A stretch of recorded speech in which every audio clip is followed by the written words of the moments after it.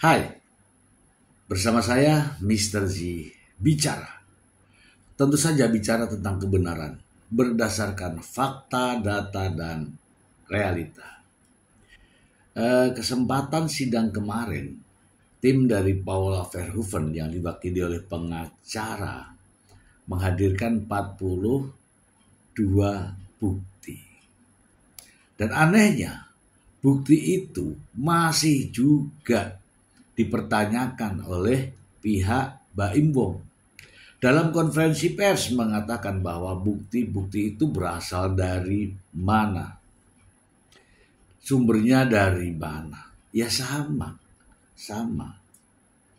Nah, saya memberikan pandangan ya kepada Anda bahwa yang dinamakan bukti yang penting adalah akurat, bukan dari editing dan bukan dari rekayasa. Supaya tidak menjadi fitnah ini teman-teman, saya ingin sama-sama menyaksikan bagaimana reaksi pengacara Baim Wong Fahmi Bahmid terkait dengan 42 bukti yang diajukan oleh Paula Verhoeven. Berikut ini. Tadi udah proses pembuktian ya, dari bukti yang diajukan 42 bukti, namun di dalam proses pembuktian itu kita belum bisa melihat bukti asalnya. Jadi di dalam hukum itu setiap mengajukan bukti itu harus ada bukti pembanding. Bukti pembanding itu adalah bukti asal. Jadi asal usul daripada bukti tersebut, atau bahasa yang lebih gampang itu harus bisa dicocokkan dengan aslinya. Nah, karena semua itu adalah bentuk percakapan WhatsApp, tadi majelis hakim minta supaya HP-nya dibawa, bisa dicocokkan. Yang kedua, ini mana aslinya. Karena bukti itu sesuai dengan hukum acara harus bisa diperlihatkan di hadapan majelis hakim bukti aslinya, karena yang diserahkan itu adalah fotokopi yang dikasih materai dan segel di kantor pos, itu yang diserahkan ke majelis hakim, tapi harus bisa ditunjukkan aslinya. Nanti majelis hakim akan memeriksa bahwa bukti ini sesuai dengan aslinya.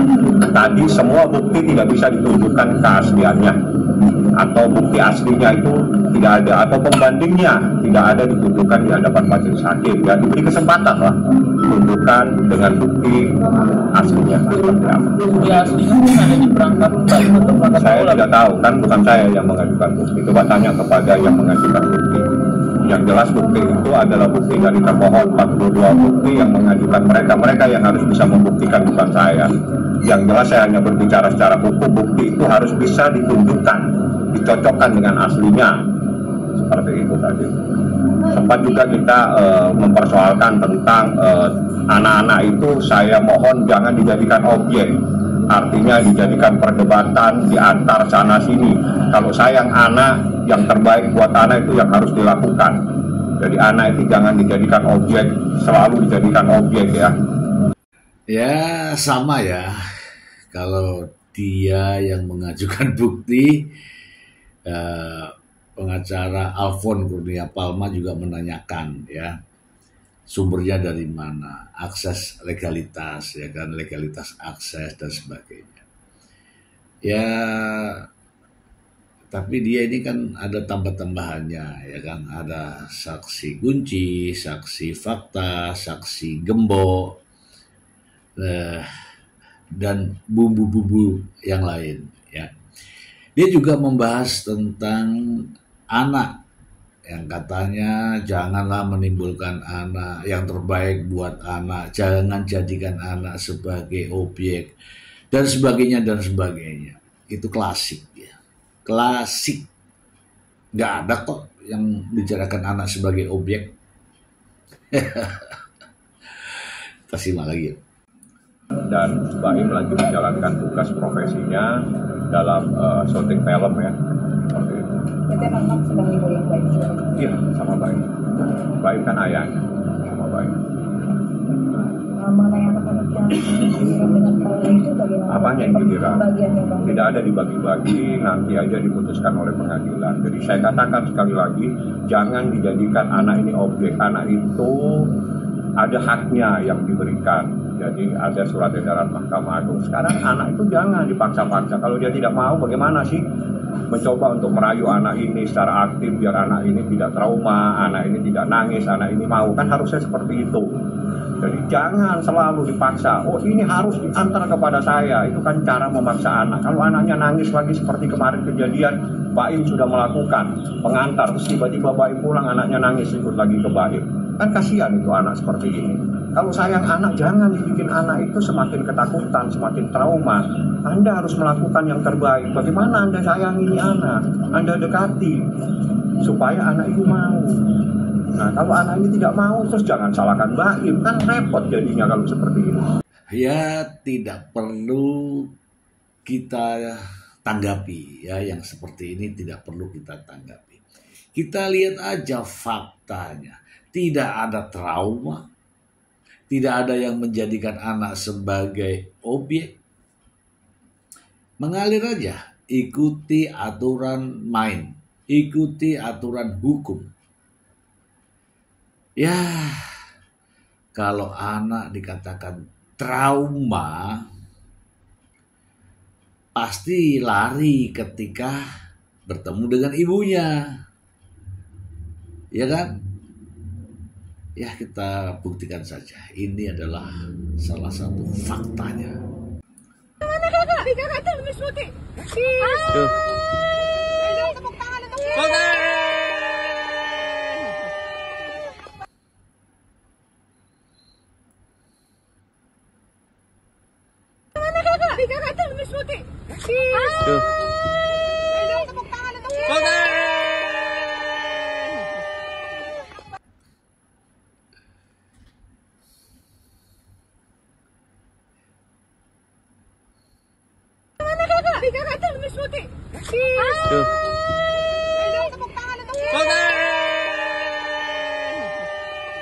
Ya mungkin ya tayangan terakhir ini tadi netizen di Indonesia bertanya-tanya ada apa. Ya ada apa itu saya nggak bisa jawab, tapi saya menebak baiknya ya. Menebak baiknya itu ini untuk menghindari adanya jejak digital yang negatif untuk anaknya. Ini tebakan baik ya. Tebakan berikutnya ya, ini adalah salah satu cara Mbak Imbong untuk pencitraan bahwa sebenarnya dia masih sayang. Begitulah pencitraan. Yang berikutnya ya begitu banyak nih netizen yang tidak suka lagi dengan Mbak Imbong ya. Mungkin dengan adanya pertemuan ini mungkin makin ada perubahan. Ya, ada perubahan netizen ya, penggemar ya kan, kembali lagi. Atau setidak-tidaknya ini adalah tamparan